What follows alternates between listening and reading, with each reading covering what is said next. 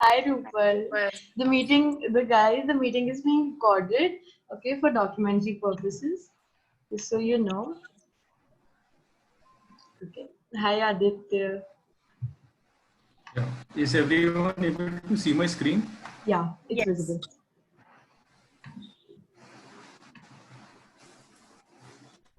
Yes. So I've used this color scheme with orange and yellow. By the time I finished the last slide, I realized that I might be promoting Swiggy, but I don't belong here or something.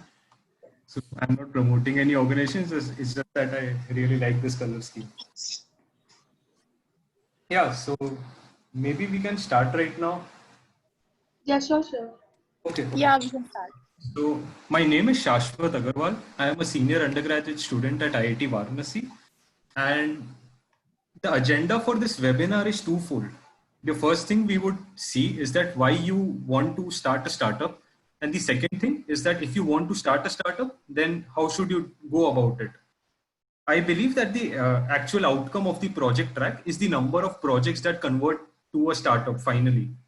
Now, am I the most experienced person to speak about it? Definitely not. I'm still in my undergraduate year. But I feel that having failed at converting a project to a startup and then going a step ahead by working on a different startup, I have realized something. So this PPT is more about my failures. The failures which I did while I tried to convert a project to a startup, and maybe those mistakes could be avoided by you guys. And apart from that, the content of this PPT has been taken from several courses as well as based on the number of interactions which I fortunately got to have during my time at IIT Varanasi. Yeah, so just to start with it, and you guys could ask me questions anytime in between, like just feel free to interrupt. We are not having a lecture or a one-way thing. So it's that when you ask questions, I'll also get to learn, and maybe yeah, that is how it would proceed. So the road not taken. So first, let's see the two options you have got now. Almost all of you have been developing a prototype. Now you have two options. The first one is that you complete the development of your prototype. You have definitely learned a lot of skills. It will be an awesome thing to put on your resume. And it will definitely give you an edge against your peers when you are applying for jobs or internships in your college. So that's the first track. This is the straight track, which indicates the project road. One more secret is that given that you have a prototype and you have decent presentation skills, with this project of yours, you could eventually bag multiple prizes at several inter-college competitions. Believe me, this is true. I had been working on a project related to waste management. We had built our prototype and a decent pitch deck. For 1 year, we took it at all possible competitions, one of quite a few of them, and got a pool prize money around 2 lakhs, which we divided amongst the team members. So this is this path which you can choose from here. The second option with you is that you convert it to a startup. This is a very short interaction, and before we started, I would just like to know that what is your stand. So currently, like from the different members, how do you look at it? Whether let's say you are currently in the road, in the midway where the road is dividing into the project or the startup track, or you have already made up your mind that you might be pursuing the project or the startup. Anyone, like anyone could answer this regarding your project. Where do you want your project to go? Do you want, and nothing is wrong, like no answer is wrong. Even if you have a project, you have something to add it on your resume, that's good. So there's nothing wrong on that part. So I see Shitija and Neha Sabu. Like, could you guys just unmute yourself and tell that, okay, just brief that where do you stand yourself? Are you confused that whether we should take this as a project or startup, or have you decided what's your take on it? Hi, Shashwat. I'm Shapija. And for me, I have decided to take my project as a startup. Okay, sounds good. And okay, Neha and Aditya, what's your take? Hello, am I audible? Yeah, you are audible. Okay, currently we are just working on the tech part, so we haven't decided to take as a startup, to start it as a startup. So we are on the project track right now. Okay, okay. So maybe you are currently on the road where it's forking into two and you need to decide. Yeah, Yeah, yeah. exactly. And Aditya and Rupal, Nitish, Rohit, you guys could just switch on your mic and just tell that, okay, I'm over here. Yeah, hi Yeah, Shashwat. This is Nitish Mm-hmm. from Team Priority Pulse. Mm-hmm. Actually, we are working on a real-time problem. So our team goal is to do a startup. Then only it Okay. can reach the users. Okay, okay, wonderful. And Rohit, Rupal, you guys, in fact, all the teams, you mute yourself and go on. Hi, Shashwat. Rupal this side. Mhm. Yeah, so we guys are on the middle, like on the road of between the project and the startup. Like it's still like we are building our project and hopefully we'll take it to the startup track. Okay, okay, okay, got it. And others? So I don't want to really point out names, but yeah, I can just see on Zoom call that many people haven't spoken. Light है मतलब यार आराम से तुम लोग mic unmute करके तुम लोग आराम से बोल सकते हो कि यार मैं यहाँ पे हूँ मतलब this PPT is my failure. Are you getting it? So there is no point. You don't need to feel that you would be judged or something. Hi Shashwat, I'm Muskan, and we are a little behind in this project track because we just started with the development a few days back. We got our sensor lead, so we haven't come to the point of deciding of taking it as a project or a startup yet. Okay, okay, got it. And okay, so hi Shashwat. mm-hmm, Yeah, this is Aditya. mm-hmm. Hi. Yeah, actually I am like still confused. I would like to take it in a startup track. Mm-hmm. Okay, understood. And yeah, if anyone wants to go, they can go ahead. Otherwise, I can continue. Like, uh, anyone wants to go ahead? I see Shaina, Parul, Abhishek, Mansi. Yeah, so I am just a student. Like, I'll actually pinpoint. I'm not. I'll actually pinpoint names. So okay, maybe I'll go ahead. So yeah, this is really a problem which I have also faced. And to help you gain more clarity, this PPT is entirely on that thing.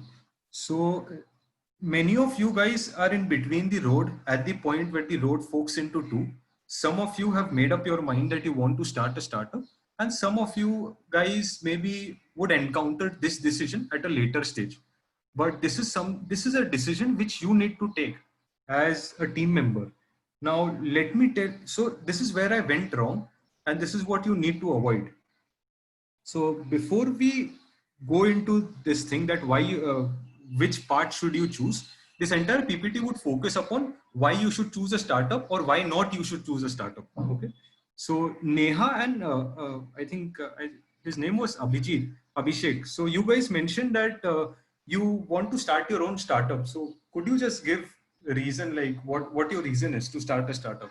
Some of my reasons were these things. So I felt that starting a startup was glamorous. I would be my own boss. I don't want to work under someone. I already feel that I will make more money and I'll have larger impact on the world. So these were three reasons that I figured out for myself. If you guys have a similar reason, you could just point it out, or if you have any other reason, you could tell it.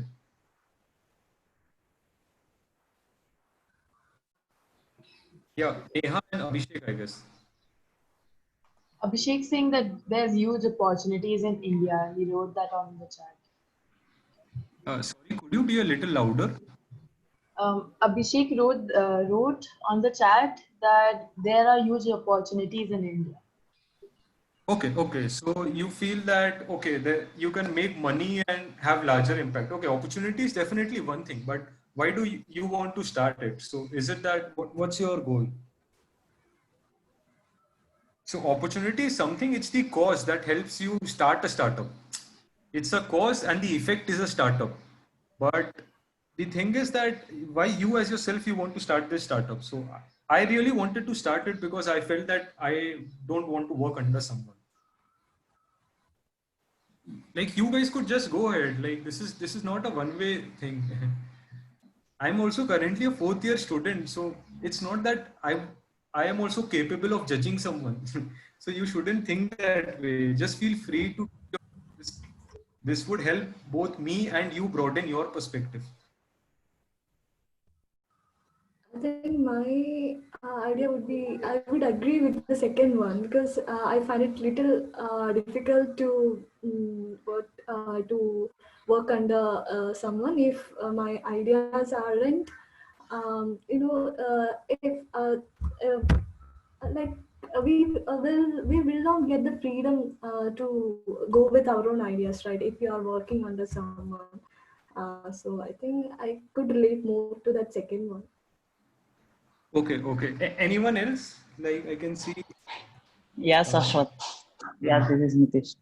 Yeah, my inspiration for starting a startup is the idea that I took as an inspiration. Mine is related to the ambulances. Yeah, Ambulance. that's fine. Yeah. I'm not asking you about your idea, but more about why you want to start a startup. Like, let's say your idea is related to an ambulance. So let's say there Yeah. is a startup who has already been operating in that sector, and Hmm. that startup approaches you and tells you that, okay, why don't you get included on our team, and we would make you the board member. Actually, Mhm. yeah, I got your point. Mhm. I mean, there is some story behind that also. Those story made me to start a startup by own and separate idea on this one. Okay, okay, got it. So yeah, maybe some like anyone else would like to tell anything.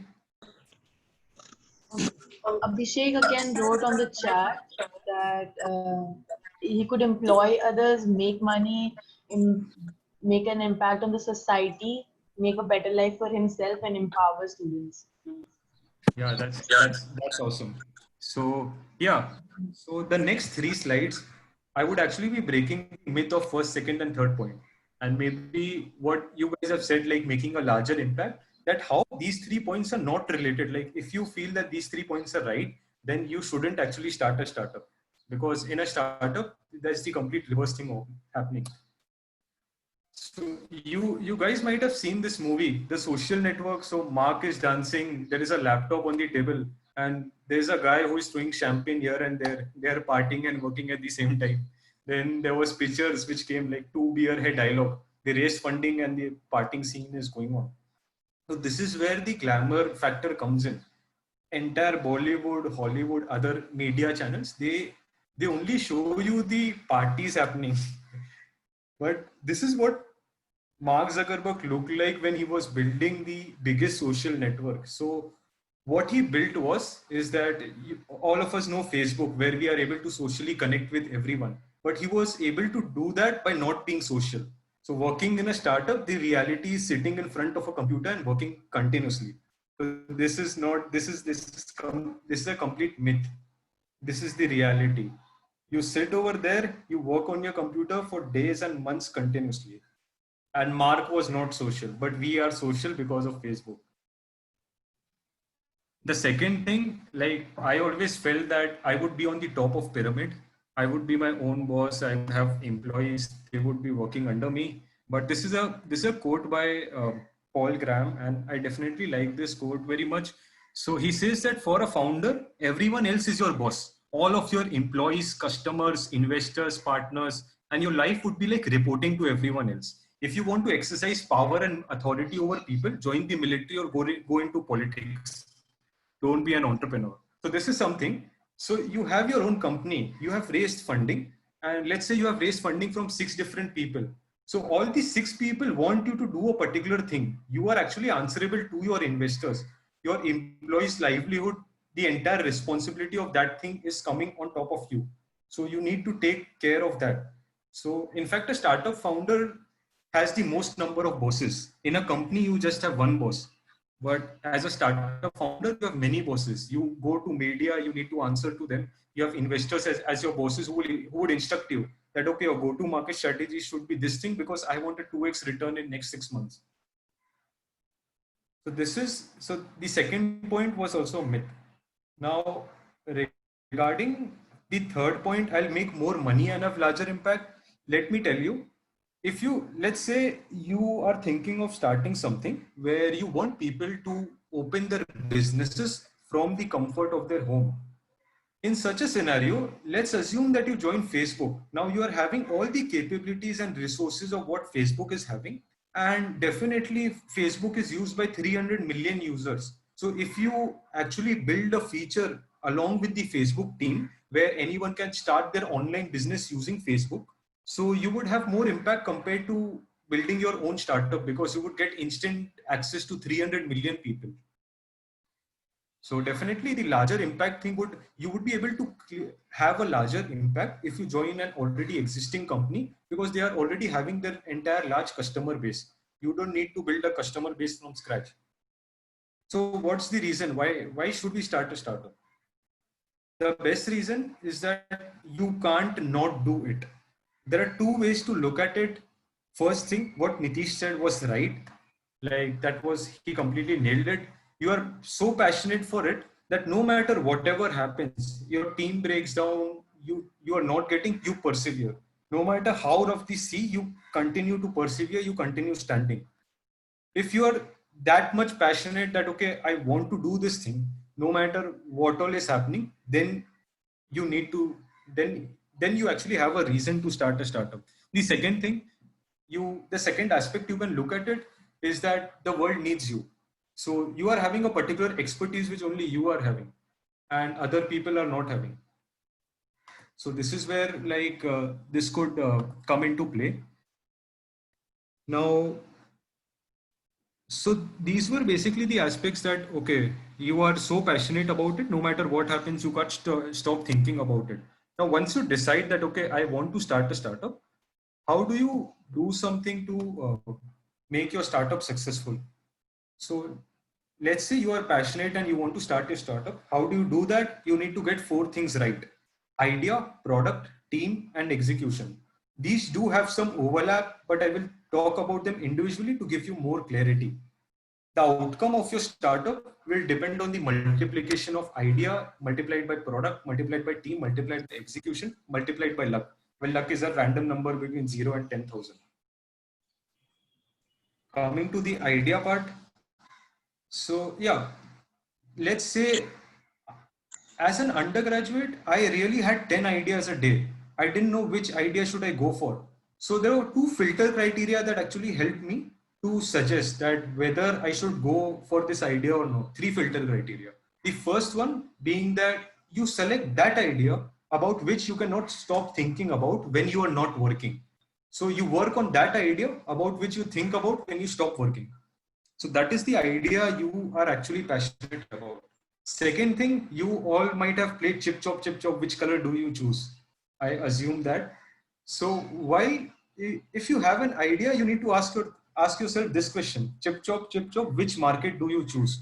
You have 2 options in front of you.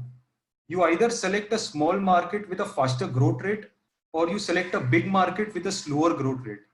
Now, let me tell you, this is something an very esteemed alumni from IIT Varanasi told me, and this has been a very good advice for me till now. So the first thing is that what investors see is the big market size. You always show on your pitch deck that, okay, this is the current market size, but no one actually focuses on the growth rate, whether that market is growing at a slow rate or at a fast rate. Now, according to you, which market should you choose? Like anyone could go ahead. I don't have access to chat, so you could just unmute yourself and tell that what your answer is. And no answer is right or wrong, so you needn't worry about that. Abhishek said in the chat box that he'd go with the bigger market. Okay, okay. That's awesome. So could you give your reason, Abhishek?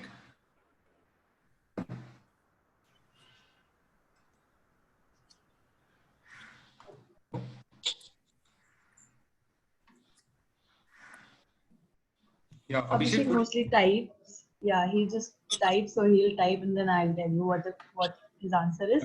He also asked a question that is like, what is the difference between passion and interest? Okay, okay. Sounds good. So yeah, basically interest is something that fascinates you to do something. So interest is short-lived. It may be, so it's mostly short-lived, but it wouldn't actually convert to something that you want to pursue full-time. So how do you differentiate whether this idea is your interest or not? That's using the first aspect, that you select that idea about, you select that idea about which you cannot stop thinking when you are working on something else. That is how you select that thing. And if you think about that idea, then maybe it's just an interest, it's not your passion. But if it's your passion, you keep thinking about it. Abhishek answered that he'd go with a big market because whenever it's down, it takes time, and in that time, we can do something. Okay. So Abhishek, I also went with that same answer, and that is where I went wrong. So the advice that I got is that choose the former one. That is a small market with a faster growth rate. Why? The logic being, because for such markets, users are desperate for a solution and they are willing to accept imperfect solutions. So when, let's say when Facebook came into play, they had a very simple static website. So, but that was a small market with a faster growth rate. So users were willing, you wouldn't actually have to make a perfect product in order to convince your user to use that. Since it's a growing market, imperfect product would suffice. Same with Google. People thought that platforms were the new big thing. But why people use Google? Google was initially just a text page with a single button, because when you inputted a text field and you clicked on that button, it outputted the most accurate results. Now you can see that that particular thing wasn't the perfect solution, right? We didn't have a UI, we didn't have so many things. But since it was a small market with a faster growth rate, that's why it was that's why it was feasible. People were willing to accept an imperfect solution because no other solution exists. In a big market with a slower growth rate, already some solutions are existing. And in order to capture that market, you need to surpass those solutions. So you already have a benchmark set. You will make your product till this benchmark, and then you will have add your USPs to it. But this is not the case in a small market with a faster growth rate. Yeah, so that was about the idea. The second thing, so we come across this product. So any product which you are building, even on your project, you can break down your product into a set of different features. And the startup's job is essentially to decide which features do they implement first. Now, this is the most important mistake that I have done. Let me tell you about this law, which actually helps you figure out which feature needs to be implemented first. I call this the law of conservation of happiness. So you can see this graph. So it's that the love in the world remains constant. So you build something, you have two options right now. You build something that a large number of users like, or you build something that a small number of users love. But as you can see from the graph, the area under two curves is same. So the amount of happiness that your startup is putting into the world is constant. It is not differing. So at this stage, it really becomes confusing that, okay, what should I choose? Whether I should go for a product which a large number of users like, or should I go for a product which a small number of users love? Now, the problem when you build something, so let me ask you guys, so what would you prefer? Like you guys could just answer that. You guys would prefer the first aspect where you would target the large users, or you would prefer the second aspect? Was this clear, like this graph? I think this is a question that can also depend on the price point of your solution. So if you have a cheaper product, you do need a larger market. In that case, you could go for the solution that more people will like, because you cannot afford to lose that market. But if you have a high price point product, in that case, even a smaller market is okay, because if you can capture that market, that is good enough. Yeah, so what you are saying is completely true, but that's the second aspect. So price point is something just like the supply and demand curve. You decrease the price, the demand for that thing goes up. Just like Geo, they have decreased the price and entire. So even if they are earning 1 rupee and we have 100 crore users, so they are making 100 crores a day. And if you increase your price just like iPhone, your market is small. But right now, what I am trying to make the point is that you have already selected your niche market. Now, let's say if you have selected the upper segment as your market, the number of users in the upper segment is fixed. Now, let's say there are 10 users who buy iPhone each year, just on a very scaled down model. What I am trying to convey here is there are two features, feature A and feature B. Now, feature A is liked by all the 10 people. Feature B is something that is loved by 3 people. Which one would you go for? Even though I don't have a startup, but I think I would go with the feature that someone loves, you know, because they'll be like constant buyers. We'll have that constant number of clientele with us. Yeah, that's awesome. Yeah, so that's the right answer. So basically, the problem when you build something that a large number of users like is that your startup becomes a nice to have product. And when you build something which a small group of users love, it becomes a must have product. They can't live without it since they are already in love with the product. And as you can see the graph, so the graph for, let's say, the former case, it decreases after a while. If I like something, my likes continuously change. So maybe at a later point of time, I would stop using your product. But in case I love your product, I would not actually stop using it. I would refer it to more of my friends to use your product. And that is how your customers would actually grow. Does this make sense? Like if you have any doubt, you could ask.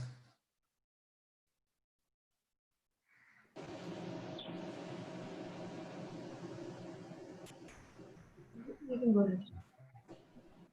Hello? I think you can go ahead. No one has any doubts. Okay. So yeah, once you have done the first thing, this is particular matrix which I used to, which particularly helped me. So when I was converting a project to a startup in the first scenario, I arbitrarily added features to my startup without thinking that which feature needs to be prioritized. Now, let's say you go and talk to 50 people, you have 20 different features that many users told you to implement in your product. How do you as a founder or a team decide which feature needs to be implemented first? Of course, it's not possible to implement all the features and then get your product back because that would actually take a lot of time. So I faced the same problem and I actually used this 2x2 matrix to solve this problem. This is really magic. You believe me, like this is something which has helped me throughout. And I'll just explain you the idea behind this thing. It's very simple. So let's say this is a 2x2 matrix. On the columns, you have value added for your customer. And this is just a qualitative sense. Like, is the value added low or is the value added high? And the rows actually denote the ease of implementation of the feature, be it from a technical standpoint or a different standpoint. And it also varies from low to high. Now, once you have 20 different features, try to map those features in these 4 square boxes, just with a random sense that, okay, I want to add this feature over here, I want to add this feature over there, things like that. And what you essentially need to target, the sweet spot lies in the 4th box. This is the high priority feature because this is something which is easy to implement and adds a very high value to your customer. So this is a framework which is very easy and you could actually use it to prioritize your features, which is very important. So many times I actually did it in a very arbitrary sense कि अच्छा ये user ने ये बोला इसको पहले implement करते हैं, ये user ने ये बोला इसको पहले implement करते हैं, but that was of no help. So basically after once you have randomly plotted out the features कि अच्छा यार feature 1 जो है वो first row first column में lie कर रहा है and ऐसा map out कर दिया, then you can select the features that are lying in the second row and second column. This is not something rocket science, like this is just normal maths which we are taught in 10th standard. So yeah. So this, like, does anyone have any doubt over here?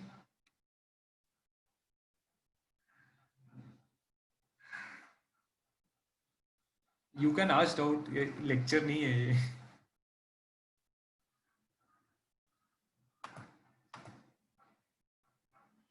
यार किसी को कोई doubt नहीं है क्या? मतलब मैं ही सबसे बंदू हूँ क्या? पूछो यार.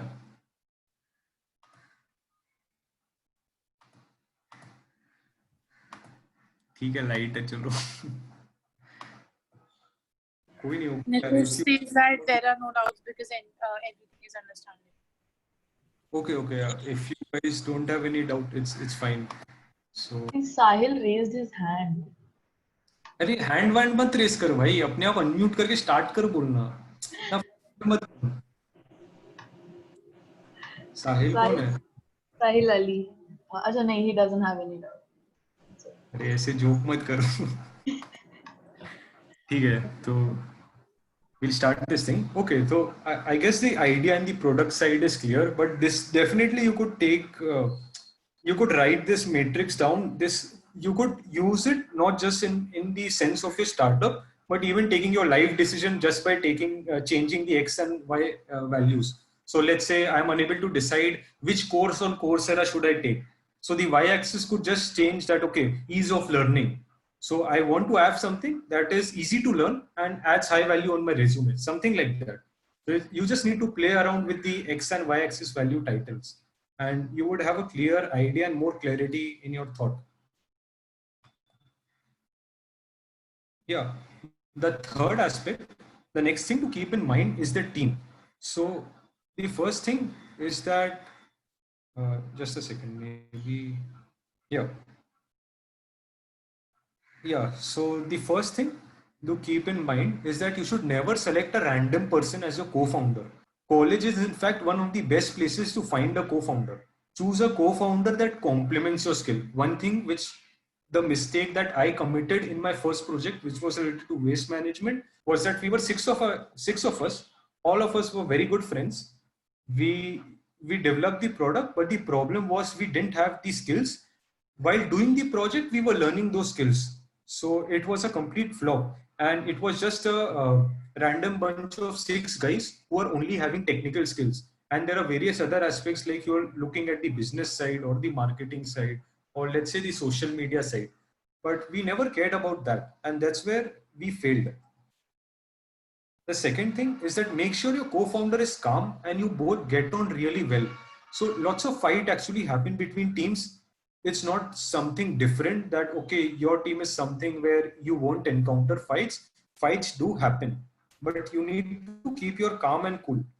Initially, the second thing is that one mistake which people do is that initially many startups hire people too fast. Don't do this. Airbnb took 5 months until they hired their first employees.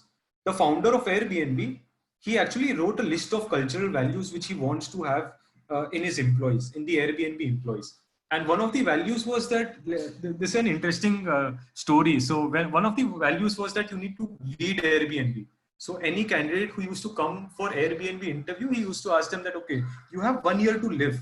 You just have 1 year. You completed your medical checkup. The doctor told you that you have 1 more year to live. Would you still work for Airbnb? And he waited for 5 months for someone to answer yes. But maybe he realized that this is too extreme. So lately he changed it to 10 years. But still, this does happen where whenever you would be giving an interview for Airbnb. They ask you that if you have 10 years to live, would you still be working for Airbnb? Nowadays, people see the number of employees in a startup as a metric to gauge how successful the startup is. However, you should actually be proud of having a small number of people and completing your product. Don't hire more unless it's absolutely necessary to, because managing them becomes a burden. The early hires in your startup are most crucial. कई बार क्या होता है कि we actually take our friends कि अच्छा, अरे भाई तेको भी इंटरेस्ट है, अरे तेको भी स्टार्टअप करना है, मेरे को भी करना है, चल यार साथ में करते हैं कुछ, ऐसा होता है.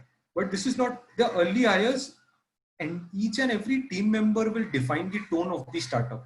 So you need to make sure, absolutely sure, that your early hire is very devoted. The second thing is that, like, if you compromise on your early hires, then it kills the company. Like maybe 3 months or 4 years down the line, even though you wanted to continue it as a startup, you won't be able to do that. One mistake that I did was my initial team comprised of me and my friends, all of them who were learning app development while working on the startup. Also, for each and every team member, set your expectations from day one, the roles. So let's say you are a team of 4 people. you need to set your role that, okay, I am the founder in this team and everybody should acknowledge that. Even if he or she is friend of yours, give them clarity that you are the founder, who the person is, who is the core founder. Now, if your friend has already joined your team, they should have clarity that what their particular role or responsibility would be, what you expect from them, that how much hours they need to devote, and what they would be getting in return. This is something which I personally avoided for a very long time, and it gets more tough the more you delay it for a later point. So this is something you would really be in a good position if you clear it from day one itself. Now, you show them how passionate you are with your idea, and that's how you convince them to join your team. If you want someone to join your team, maybe you see a person as a co-founder and you want him or her to join your team. You convince them with your passion. So initially you are selling your passion, and you need to have this conversation before onboarding. The more you delay, the tougher it gets. For the early hires, make sure you don't onboard somebody random. Only onboard those people whom you know and whom you can trust. While taking an interview, many people actually love to connect with people on LinkedIn, love to ask them questions about brain teasers just to sound cool. But in fact, ask them about their past projects, and if possible, work with them for a few weeks partially so that you both can have clarity whether you both can go along in sync and whether it's possible to work together. So one thing is that, let's say, so I currently don't have any technical knowledge, and in my startup, I'm playing the role of a non-technical founder. What the role of a non-technical founder is, he or she is the main evangelizer. So you set up the vision of the company, you talk to your customers, you gain feedback, you take care of the feedback loop, you take care of the sales, and hiring is done by the non-technical founder. So non-technical founder would actually take care that, okay, this is the person I want to onboard in the team. You give your entire vision to the company that this is the feature that would be added, the metrics which I was talking about, that is done by the non-technical founder in the initial days. Yeah, these were some things we talked about. Like, you don't have to onboard someone only because he or she is your friend, but you don't have to even onboard any random person. So onboard someone, maybe, let's say you might not be knowing him or her, but let's say he or she belongs to your own institute, and you can actually find a connection or referral that, okay, this guy knows that guy, and why don't I talk to him, that how is he be doing, or something like that.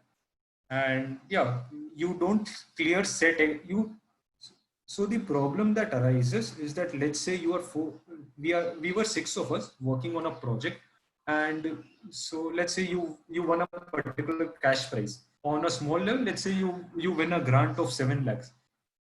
If this condition is not clear among your team that, okay, this is the founder, this is this thing, what you would end up doing is that you guys would be having a fight, and that money would be distributed, and it wouldn't be actually used in the development of the startup. This is something that would happen. So you need to take care of this. One last thing about the team is that there will be fights on what to implement first. As a founder, you need to acknowledge that and tell them that it's not that we don't get along very well. We are having fights right now. That's okay. Currently, we are having different opinions. It will get sorted out with time. Why don't we just go to the user and implement what the user tells us to do? These fights will happen, and this is how you avoid them. I wasn't able to avoid them in my first project. Now I'm able to do this using this thing. It has worked out for me. Maybe it would work out for you as well. There's a question. Yeah. Abhishek's asking, how do you manage your temper? Yeah, Abhishek. So you need to do 2 things. So there might be a member who like completely fucks up every time based on like you allot him a task, and you need to fire fast in order to manage your temper. So how do you do that? You need to see the following things when you hire someone, or if someone has joined your team. First thing, are they smart? Second thing, do they actually do what you assign to them? Third thing, do you have to actually micromanage them, or do they do it from themselves as well? So one thing is that, let's say I tell you to make an app. I give you a brief intro. I just tell you to make a static website about a mental health startup where people connect with psychologists. So do I actually have to share a doc with you and micromanage everything that, okay, this is a picture that you will put on the first thing. This is something that you will do on the second thing. This is something that will happen. Like if you are able to find a person who himself or herself is doing tasks and is not being like, you don't have to micromanage that, then you just go ahead with hiring that person. But if there is a person whom you have to micromanage, then you will lose your temper. If that happens frequently, you fire that person. Like immediately. You don't need to feel that, okay, I don't need to fire them because maybe it would harm my startup. No. Even if you feel that no replacement is there currently, the first thing you need to do is hire them, because then your motivation or your enthusiasm keeps on going down and you can't afford that thing. The most important asset that you are having is your passion. And if something is trying to dent that asset, you need to throw that off. You need to cut that. And you need to have a dispassionate view. Don't think that, okay, I can't tell this to him or her because he or she has been working for 2 months. No. You are passionate. This idea for you, the company is more important than a person. Okay. Did I answer that question? Yeah, you answered that question, and there's another question for you now. Yeah. Okay, so it is how, as a founder, how do you cooperate with the team? Cooperate. Could you just elaborate on this question? Maybe someone could unmute and they could just elaborate that. How do you cooperate with the team? Are you talking about like managing the day-to-day tasks where you want each and every team member to be on the same page, that this is the goal which we would achieve today? Or are you talking about some other kind of cooperation? Could you clarify that? Abhishek, with you. Yeah, Abhishek, why are you like, you could just No, unmute yourself. No, previous one. He says the previous one. Previous one, I didn't actually get it. Like, could you be a more elaborate? He doesn't actually use his mic. It's some issues with his mic, I guess. That is why he types all the time. Okay, Abhishek, until you type, we'll take another question. So you can type the question. Sahil's asking, what is the best way to marketing? Best way to? Marketing. Best way to marketing. So this is something which I am also figuring out right now. So I may not be the right person to tell you this thing, but yeah, maybe you could ask Vikram sir, Arun sir, and the organizing team about it. They could definitely connect you with a person who would be able to give you the right advice. I personally wouldn't be able to give you the right advice since I'm also learning this thing right now. Yeah, Shashwat. I mean, in the investor's point of view, what they think about the count of the team members? Yeah, so from the investor's point of view, the first funding which you seek completely depends on your team. What they see, it really matters whether your co-founder is a random member or someone you have known from before, and their background matters. So from the team aspect, the background, and the second aspect which might matter or which definitely matters is that the equity distribution that you do between you and your co-founder. So this is something which could be a webinar on itself, but just to keep it short, I'll tell you how you do it. Is that, let's say there are 2 ways to do it. One of the ways is that if you are the founder, you take 80%, you definitely have to have more than 51%.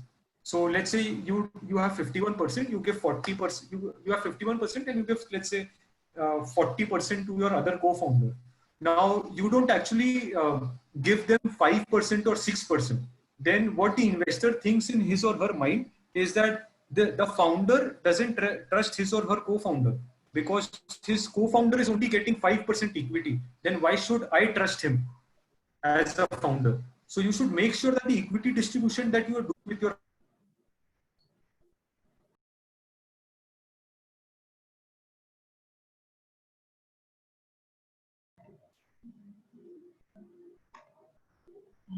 He isn't audible now. Not audible.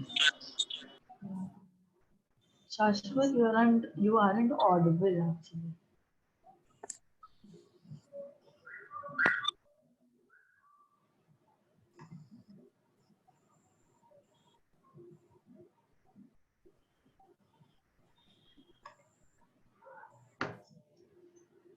Okay.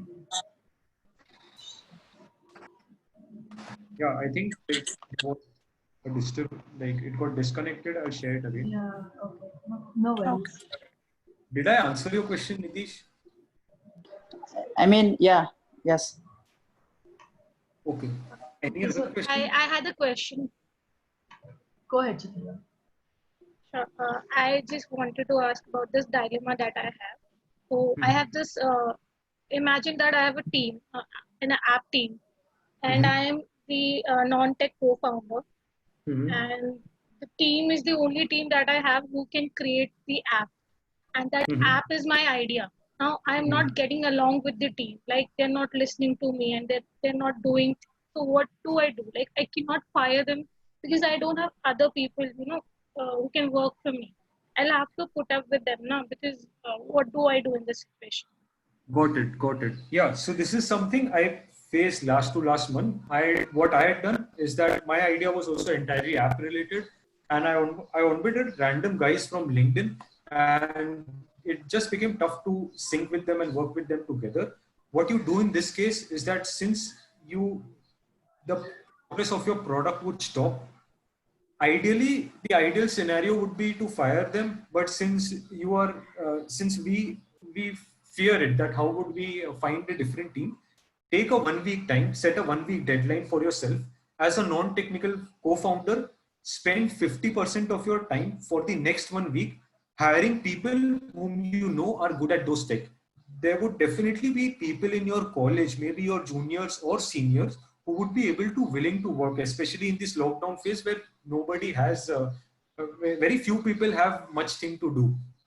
So take 1 week, find some other guys, and when you have found them, get on a call with them again with your existing team and tell them that okay, this is these were the 2 months we worked together, but I don't see this project going forward.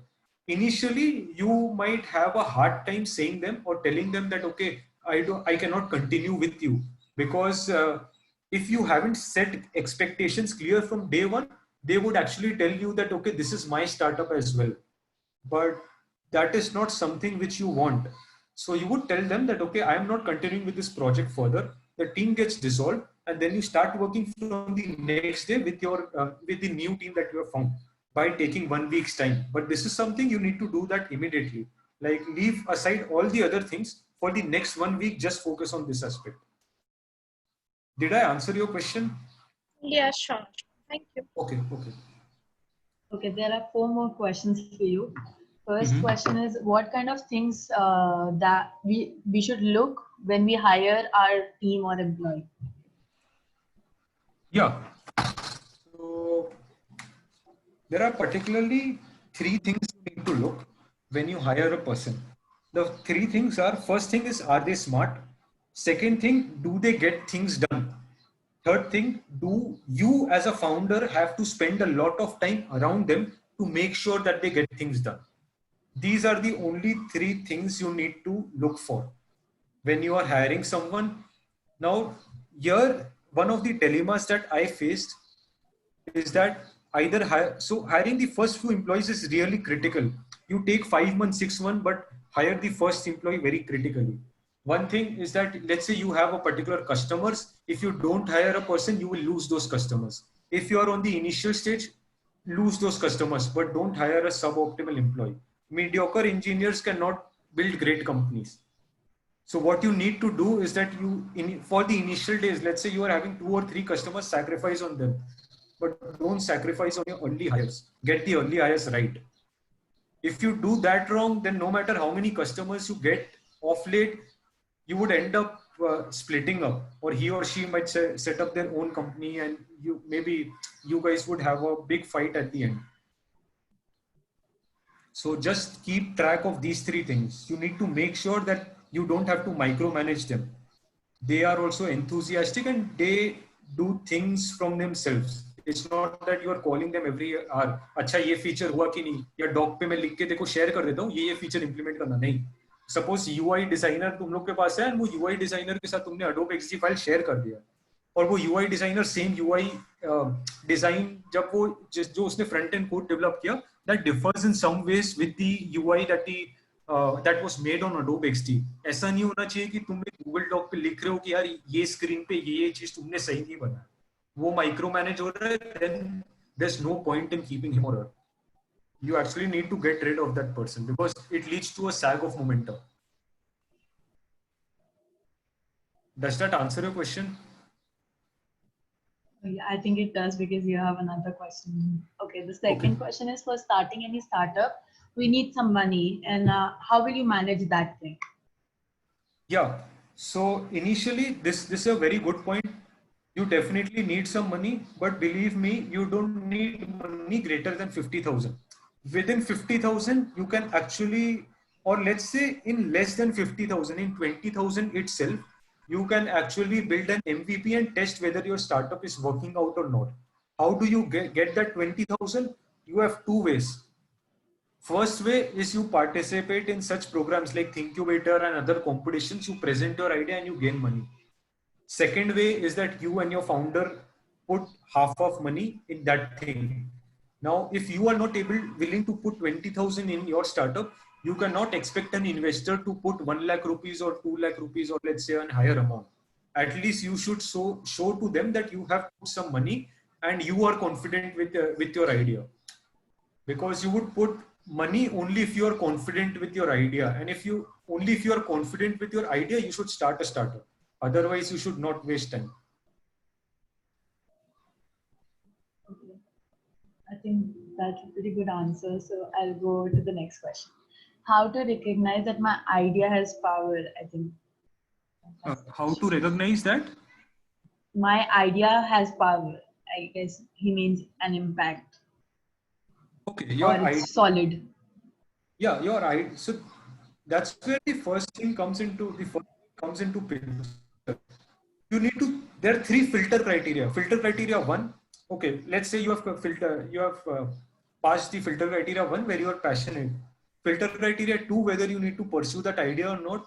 You see whether your idea is related to a small market with a faster growth rate. Believe me, college students have a better idea about this rather than senior persons.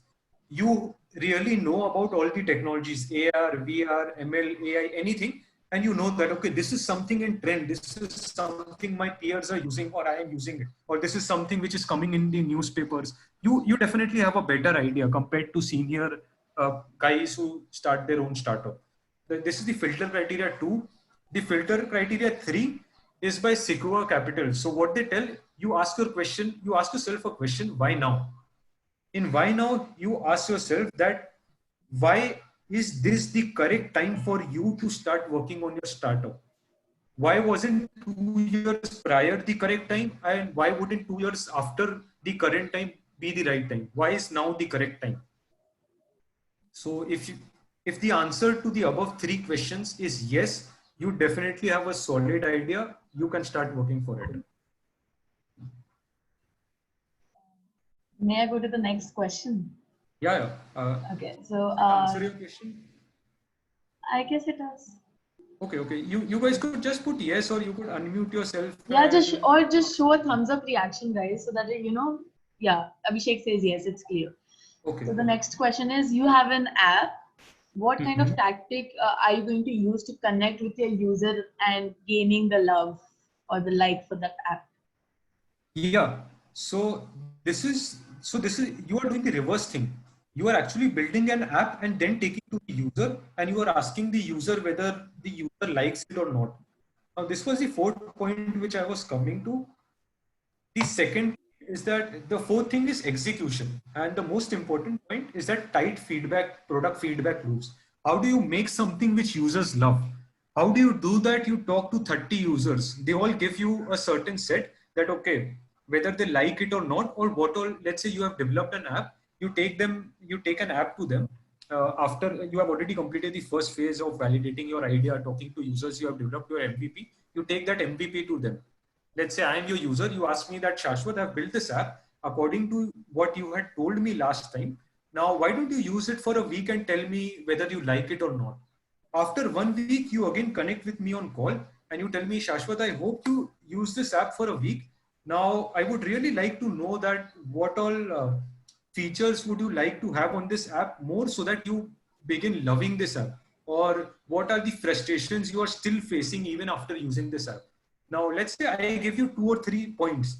After incorporating those 2 and 3 points, you again come back to me that this is what my team prioritized some of the features after we talk with different Shashwats. Let's say there were 10 Shashwats, you talk to 10 Shashwats, you had 20 features, you implemented 5 important features. You again come to all the 10 Shashwats with that product loop, and you say that, okay, these are the features that I've implemented. Why don't you use just for another day and tell me whether you like it or not? So this is an iterative process by tight product feedback loops. What I mean to say is that this process needs to be fast. You use an app, user tells you what is wrong, you incorporate it, and you get back to the user. It's not that if you have 20 features, then you will get back to user only after implementing all those 20 features. Implement just 4 or 5 important features and get it out in the market as soon as possible. Does that answer your question? You could put a thumbs up.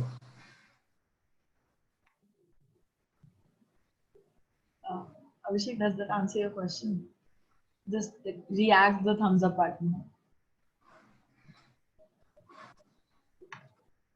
This one, right here.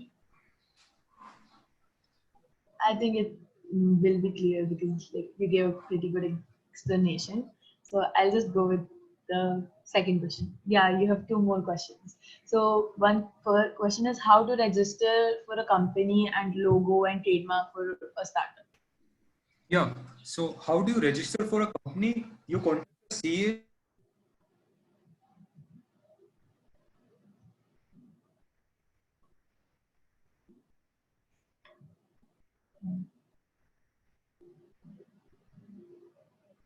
Can you all hear him? No. No, you can't, right? Okay.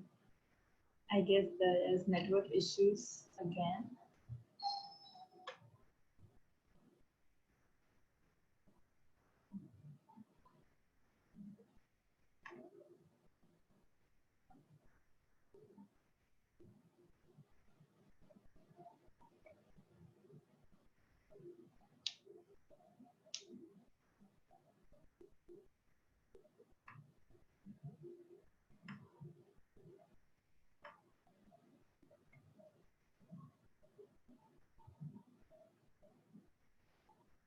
I don't know why it's getting disconnected, but yeah, what I say is that there are 3 types of companies.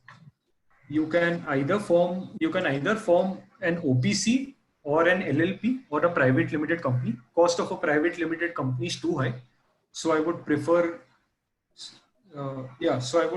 you go with an LLP. In that the cost is really very low. So the cost is really very low. So and it's faster to incorporate. It just takes around 14 or 15 days to incorporate that, and your cost would be around 15,000. That is pretty less compared to 1.5 lakh. So I think you should go ahead with that. And the second advantage of LLP is that an LLP can be converted to a private limited company. Investors would fund only private limited companies. They don't prefer LLP. So once you have a set goal in mind that, okay, by the end of 6 months, if I have 100 users onboarded, 100 paying customers onboarded, then I would actually decide whether I would proceed with seeking funding or not. So that would really help you. If you want to seek funding, you can convert your LLP to a private limited company. So that helps. That's it. You can continue with the question. Yeah. Any other question? Okay.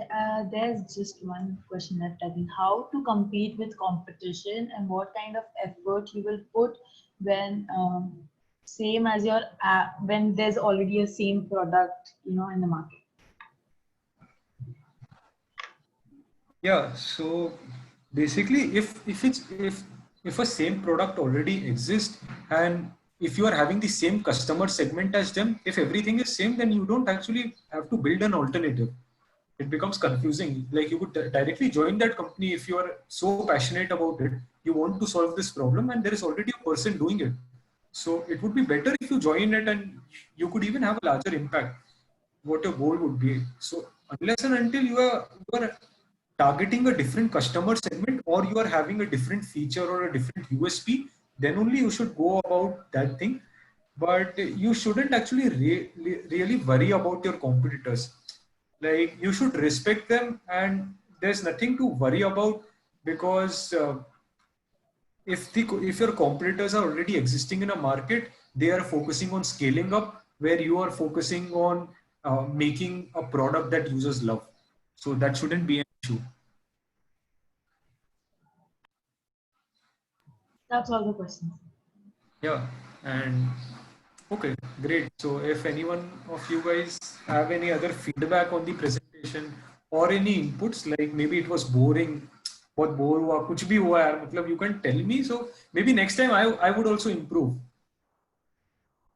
There's one last question. Yeah. Question कोई भी eight. question? हाँ. How are you looking this lockdown? Abhishek, actually that question is not clear. So maybe you can type it again. Like when this lockdown gets over, I don't know. Yeah, that question is like a bit not clear. Okay, guys, he asked you for the feedback, so maybe you could just give it to him. How are you looking this lockdown opportunities or not? Honestly, I feel that it's a very good opportunity where many people, where you can hire good team members very easily. And you can actually ramp up your product, and users also have free time, so they can spend 1 or 2 hours giving you feedback on your product. So this is my thing. Many people are not busy, that's why. Yeah, I guess maybe we are done with this. So yeah, it was. Well, I would just like to say that that the presentation wasn't boring at all, and I'm not just saying it like a courtesy, but it was actually very informative. And even though I'm not like in a very like, full-blown startup or anything, I got to know things that if I do come into this field, I can do things according to something related to your presentation. Okay, that's awesome. Yeah, maybe yeah, that sounds good. So yeah, in case you have any doubts, I also like from the questions, maybe I also developed certain clarity of thought, and it's awesome. Like we could connect on LinkedIn. I could share my LinkedIn profile with Vikram sir, and he could post it on the group. Shashwat, just I have one question here. Actually, Kshitija is from Team Rahi, and she is also building a mental health app. And the last day I was sharing your experience with her. Like you have to take care of some sort of legal aspect as well. So, like, is it possible to like share some of the experience how you tackle those legal aspects? Yeah, definitely. So, Kshitija, one thing with a telehealth startup is that one disadvantage is you can't do your beta testing unless and until you have sorted out your legal aspects. In this case, what you do is that you take a privacy and terms of condition of your own, of a competitor, you copy paste that, you reduce it to your own startup, and you just make a one-page document. And you can't actually release the beta version on Google Play Store. What you do is that you circulate a Google form in your network that, hey guys, I'm working on this startup. I need some users to use it. If you are interested, you could DM me and I could share the APK file with you. You share the APK file with them, and just on the privacy document, make sure that no data is being recorded with you. And the second aspect to make sure is that for any liability, you specify that you would not be responsible. So with these things in mind, you could go ahead with that thing. If you want a certain privacy and terms of policy, terms of conditions and privacy policy, I have built it for my own startup during beta testing. I could share that with you so that you could have more clarity and you could change it according to you. That would be awesome, Shashwat. Yeah, and just for the remaining legal aspects, you need to consult a lawyer. They would take around 15,000 to draft the entire TNC and privacy policy. Okay. Hello, Shashwat. Yeah. Hi. Yeah. Hi, Shashwat. I need to connect with you personally for clearing my doubts in the legal aspects. So are you free available for the connecting in like WhatsApp or anything? Yeah, you could. अरे light है you could definitely ping me. ऐसा कुछ नहीं है. Okay. Thanks. It's very nice. It's very nice. Yeah. Does anyone have any other questions or feedback? Yeah, if you could, tell us about your project or the startup that you. Yeah, so we are basically building an application which allows users to connect with psychologists and using some algorithms to make the remote mental healthcare diagnosis more accurate. So we personally believe that telehealth is more feasible in the mental healthcare scenario rather than diagnosing a physical healthcare condition where stethoscope or other things or other instruments are required. So in case of psychology, let's say a psychologist is picking up the verbal and visual cues. So what our algorithm does is that it works in real time. It can run with 1,000 concurrent users at a time. The ML model runs on the mobile phone itself. It analyzes all the visual and verbal cues and gives insights to the psychologist to make the diagnosis more accurate.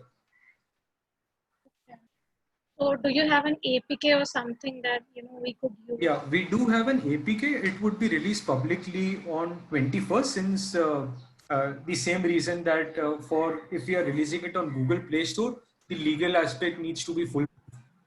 So yeah, I could definitely share that with you. You could have a look at it and get some ideas, and even like there are many other competitors also. Like presently, there are 633 startups that have started in this year itself in mental health.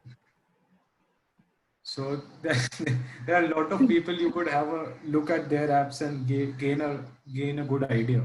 So I also gained good idea by looking at that their app. And when did you start? We started around March 25th.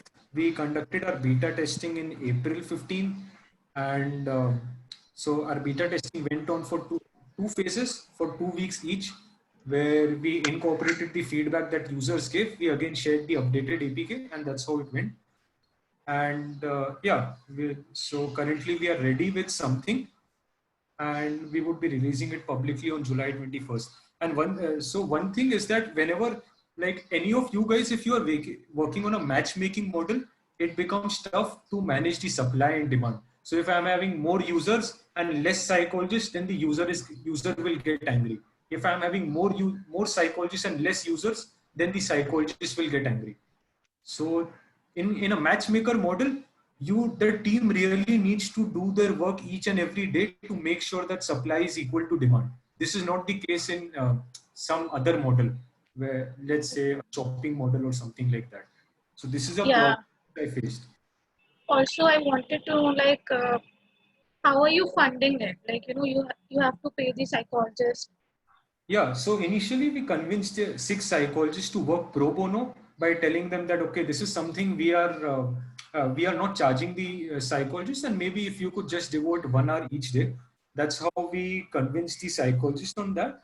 But for the other aspects, we had participated in a few hackathons. So there was one global level hackathon by Government of India and Europe, where we got 4.5 lakhs. And in a recent hackathon, we won 2.5 lakhs and another 7 lakhs from the government to actually foster the product.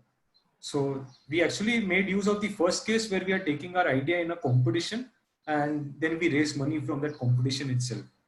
So right now we are having money to fund the startup for, let's say, next 6 or 7 months. Okay, that's actually really great, and I would like to talk to you more about this, but I think I'll contact you on another platform. Yeah, okay, that works for me. Thank you. Maybe we are done. Yeah, there's just one last question. Okay, from Abhishek. That's Shashwat, what did you learn from this session? Because he says that you all learned a lot. Yeah, I think I gained clarity from the questions that Abhishek asked. Like Abhishek, you really asked a good number of questions, and I really felt nice. So one thing is that unless and until someone is asking question, I really get scared very easily that I'm giving a very boring lecture. So you actually helped me keep track of that. And your questions really gave me clarity as well. So I had prepared 10 pages notes which I wanted to deliver, and I thought that I would be reading those notes and then I would be giving this thing. But this just came on the fly. And by the questions you asked, maybe some of these things I had not covered in my notes, but that I was able to think on the fly, and it gave me clarity as well. So that was really very good. Okay. Does anyone have any other questions? Okay, Abhishek says thank you. Yeah, I think this Mindhouse is one such type of startup working on yeah, the Mindhouse is definitely. So Mindhouse startup recently, like the co-founder of Zomato, he started Mindhouse, and yeah, that's definitely working in mental health and yoga.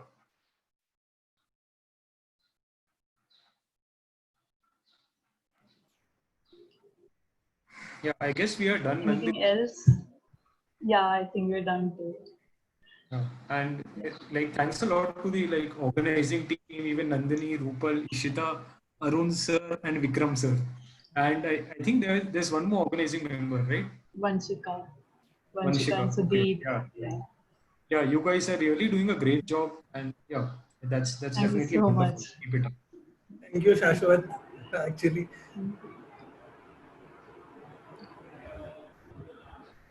Sir, you were saying something? no, I said yeah. Thank you, Shashwat. Like. Okay. Yeah, thank you for taking your time.